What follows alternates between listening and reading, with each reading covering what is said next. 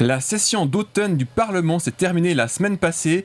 Oui, parce que nos parlementaires, ils travaillent par session. On faudrait quand même pas trop les faire bosser. Après, ils voudront donner plus de droits aux travailleurs.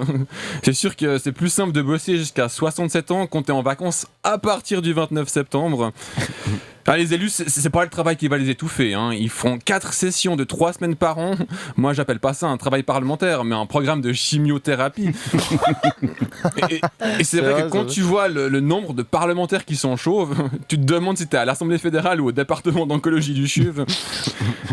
Je suis pas gentil avec nos élus. Elle est trop bonne. Il faut rappeler qu'ils continuent d'exercer leur profession à côté. C'est ce qu'on appelle un parlement de milice, terme bien pratique qui évite de dire que nos lois sont écrites par des amateurs. Il a pas peur de balancer. Ça, j'adore. Tu m'étonnes qu'on soit un pays neutre. On passe pour quoi à l'international ? C'est comme si pour représenter la Suisse à la Coupe du Monde, on envoyait la deuxième équipe du FC Échichon. et je voudrais bien défendre le contraire, mais quand on voit ce que le Parlement a voté le mois passé, les traités d'amateurs, c'est déjà un compliment. Alors, il y a une mesure qui a beaucoup fait parler d'elle. Ils ont voté pour augmenter le budget de l'armée de 4 milliards pour les 4 prochaines années. Ouais, on est peut-être l'équivalent du FC Échichon sur la scène internationale, mais nos joueurs disposent d'un équipement dernier cri, notamment de super survêtements pour rester bien au chaud à l'écart du terrain. Après, c'est vrai qu'avec tous les pays en guerre actuellement, je me fais du souci pour notre industrie militaire.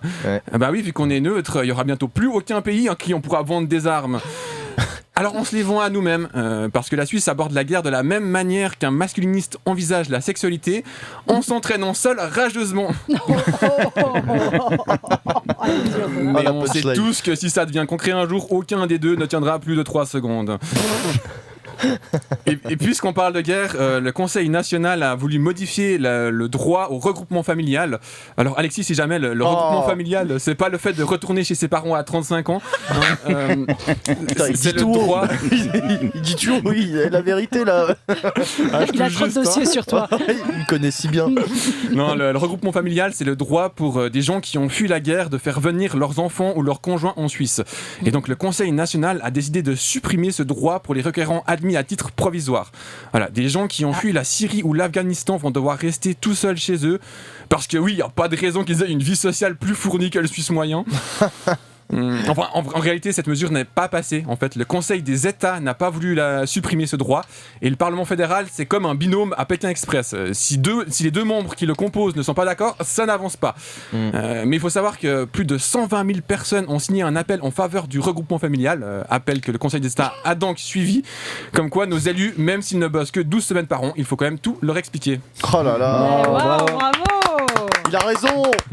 Il a raison, c'est un homme du peuple, Antoine. Il dit tout haut ce qu'on pense tout haut. Il a pas des langues de bois, voilà. Mais il le dit mieux que les autres, ok ? Et ouais.